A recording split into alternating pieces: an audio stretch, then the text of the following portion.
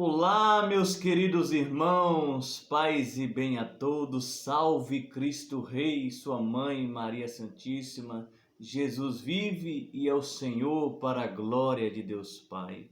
Meus queridos irmãos, estamos aqui mais uma vez na catequese simples, para falarmos sobre o livre exame das Escrituras dos protestantes, que eu digo que é o livre vexame das Escrituras.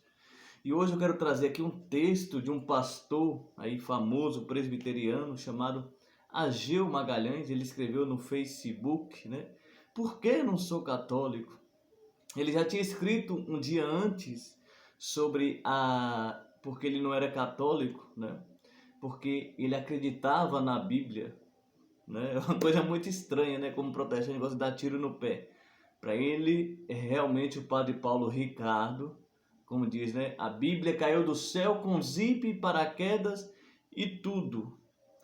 Mas eu nem vou entrar nessa questão, Se ele diz que, é porque eu não sou católico romano, por causa da Bíblia,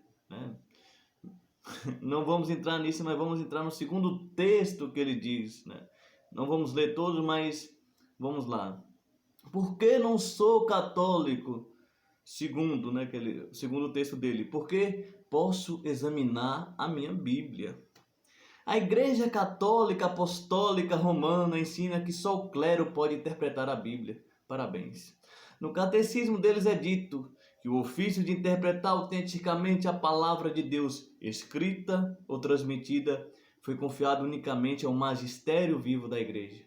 Obrigado que ele está lendo o catecismo, mas basta abrir a cabecinha um pouquinho mais, Os reformadores lutaram pelo livre exame das Escrituras. Se esforçaram para traduzir e colocar a Bíblia na mão do povo, de forma que qualquer pessoa pudesse ler e examinar os textos.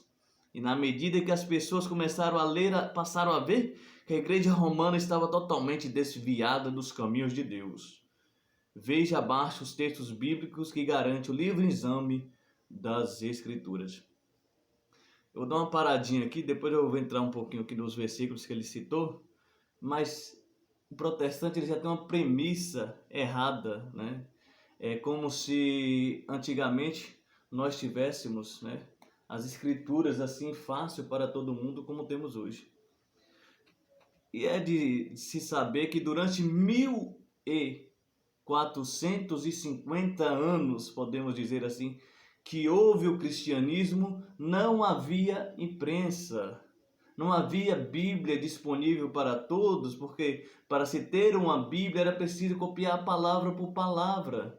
E isso quem fazia eram os monges copistas, lá nos seus mosteiros. A Bíblia não estava acessível ao povo dessa maneira que nós temos hoje, Porque exatamente, primeiro, porque não se tinha uma ideia de quais livros, primeiramente, eram inspirados, assim podemos dizer, nos primeiros 4 séculos da Igreja, Segundo, que depois o povo era iletrado, era analfabeto, não tinha muito acesso, a ler, a escrever. Então, como é que esse povo viveu então dos ensinamentos? Através das igrejas, que transmitia a palavra de Deus na missa, ali nas catacumbas onde celebrava, se falava do Evangelho, se falava de Jesus. Por quê? Porque a igreja não é a igreja de um livro, a igreja é a igreja de uma pessoa, é de Jesus que está vivo na igreja, Cristo está presente na sua igreja. Eis que estou convosco todos os dias até o fim dos tempos. Eu vos enviarei o Espírito Santo, ele se faz presente na igreja. O Cristo está presente, então a sua palavra encarnada está presente e viva na igreja, Ele deixou os bispos exatamente para isso, por isso que o catecismo cita que a palavra de Deus foi confiada ao magistério da igreja, seja ela escrita, seja ela oral, porque é o magistério da igreja que nos dá aquilo que foi confiado ao depósito da fé a partir da sucessão apostólica dos bispos. Porque o protestantismo jogou praticamente fora tudo. Jogou a sucessão apostólica no lixo. Então, para eles, a Bíblia, como ele está dizendo aqui, é como se tivesse caído do céu. Os reformadores lutaram para que a Bíblia tivesse no meio do povo. E nós vimos como é que aconteceu, né? Porque o protestantismo começou numa linda bagunça, desde o início, né? A morte dos camponeses, porque eles não querem, eles negavam o batismo infantil, por exemplo, os anabatistas.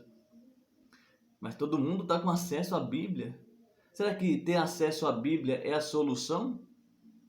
A igreja romana está desviada da verdade e agora os iluminados pelo Espírito Santo, Lutero, Calvino, John Knox, Zwinglio e o diabo A4, agora os verdadeiros intérpretes das Escrituras. Só que não. Porque se eles fossem os verdadeiros intérpretes das Escrituras, não precisaria dessa algazarra que é hoje o tal do protestantismo, que tem aí várias denominações se dizendo a grande intérprete das Escrituras. Então o protestante ele já tem uma coisa viciosa errada. É como se fosse fácil todo mundo antigamente ter uma Bíblia debaixo do braço e sair andando na rua. Por quê? A premissa é muito errada, né? Porque o primeiro escrito do Novo Testamento foi 20 anos depois da ascensão de Cristo, praticamente. Como é que o povo vivia? Vivia do Antigo Testamento. Mas o Antigo Testamento, ele precisa ser visto a partir do Novo Testamento. Veja só que coisa interessante. Porque os judeus tinham as Escrituras. E por que eles não viram Cristo? Aliás, ele vai citar aqui, né? Vamos lá o que ele citou aqui, o bonitão ali, do Ageu Magalhães. Ele coloca-se o Salmo 1, versículos 1 e 2, que diz assim: Bem-aventurado o homem que não anda ainda conforme o conselho dos ímpios, não se detém no caminho dos pecadores, nem se assenta na roda dos escarnecedores. Antes o seu prazer está na lei do Senhor, e na sua lei medita de dia e de noite. Na ideia dele, meditar a lei do Senhor, ficar bem assim, ó. Colocar a Bíblia na testa, tipo isso, meditar a lei do Senhor. Nós podemos meditar as Sagradas Escrituras, isso não é problema, né? Mas o que aqui ele está dizendo? Meditar a lei do Senhor é viver a lei do Senhor. Está lá na lei, os mandamentos, honra seu pai e sua mãe. Os fariseus meditavam as Escrituras, os mestres da lei, mas eles estavam ensinando a negar a honra do pai e da mãe. E aí, o que adianta meditar as Escrituras assim? Meditar as Escrituras, meditar a lei de Deus, meditar a palavra de Deus, é você viver a palavra de Deus no seu dia a dia. Está lá, amarás o teu próximo como a ti mesmo, e você vai lá e ama o teu próximo. É isso que é viver a palavra de Deus. Não é simplesmente pegar, colocar na testa assim, eu agora sou um grande estudioso da Bíblia, né? Bíblia não é decoreba, Bíblia é vivência. As Escrituras é para você viver, mas no sentido moral, eu pego o texto e digo, eu vou trazer isso para a minha vida. Isso é leitura espiritual moral das Sagradas Escrituras. Não é ficar igual um bocó, ficar decorando a Bíblia e não viver no seu dia a dia, né? Aí ele vai citar aquele famoso versículo, que examinais as Escrituras, porque julgais ter nelas a vida eterna, e são elas mesmo que testificam de mim. Na realidade é que ele coloca como se Jesus estava dando uma ordem, né? Examine as Escrituras, né? Mas está examinais as Escrituras. Jesus aqui está dando uma lição até para aquele povo lá, né? Vocês leem aí as Escrituras e não percebem que são elas que testificam de mim? Do que adianta vocês lerem, mas vocês não percebem que eu estou aqui porque elas testemunham de mim, as Escrituras, os Salmos, os profetas, a lei falava de mim, mas vocês não veem. É isso que Jesus está dizendo. Jesus, na realidade, aqui não está pedindo para eles lerem, porque Jesus já sabia que eles liam as Escrituras. Jesus está dizendo assim, vocês aí, né, que vivem examinando as Escrituras, mas não veem a mim, que sou a palavra viva, encarnada de Deus, que veio aqui para ensinar a boa notícia, o Evangelho, e vocês estão vendo os sinais aí, não vêm, não se convertem, não mudam de vida. Jesus está dando uma bronca, podemos dizer assim, né? E claro, outro versículo bonitinho que ele usa aqui, eu não vou me alongar não, mas... E logo durante a noite os irmãos enviaram Paulo e Silas para Bereia, e ali chegados, dirigiram-se à sinagoga dos judeus. Ora, esses de Bereia eram mais nobres que os de Tessalônica, pois receberam a palavra com toda avidez, examinando as escrituras todos os dias para ver se as coisas eram de tanto assim. E primeiro que eles não levam em conta que isso aqui estão falando com os judeus, né? Que os judeus estavam lendo a lei. Mas se eles fossem exatamente conhecedores da palavra, se isso aqui desse base para viver o livre exame das escrituras, onde qualquer um pudesse ler, os judeus já poderiam ter encontrado Jesus lá. E por que eles não encontraram? Estava nas escrituras, se estava tão claro assim que se qualquer um pode encontrar Jesus Cristo lá. Mas precisou o quê? De um magistério oficial, de Paulo e de Silas. Precisou de uma tradição que eles receberam dos apóstolos, que aquelas passagens do Antigo Testamento, né, dentro de uma visão tipológica, uma chave tipológica, elas levaram a Jesus Cristo, tanto que eles, né, esse pessoal de Bereia se converteu. Porque quando eles meditaram junto com os apóstolos, junto com Paulo e Silas que estavam lá, eles perceberam, nossa, isso aqui é diferente. Isso aqui é diferente, eles estão mostrando realmente dentro de uma chave diferente da tradição que eles receberam e agora de uma autoridade magisterial nos ensinando como é realmente essas escrituras.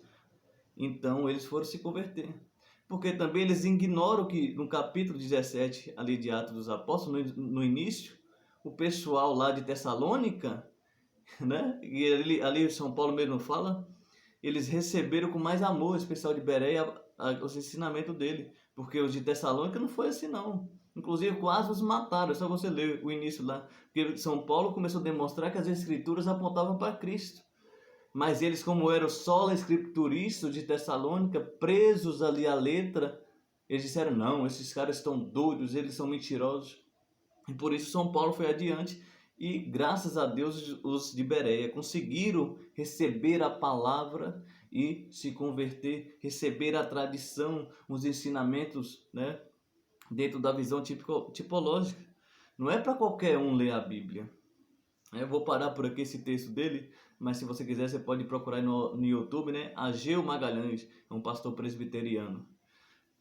Mas ontem até eu estava falando num grupo, né? Sobre a questão do pastor lá na cidade do Espírito Santo de Serra.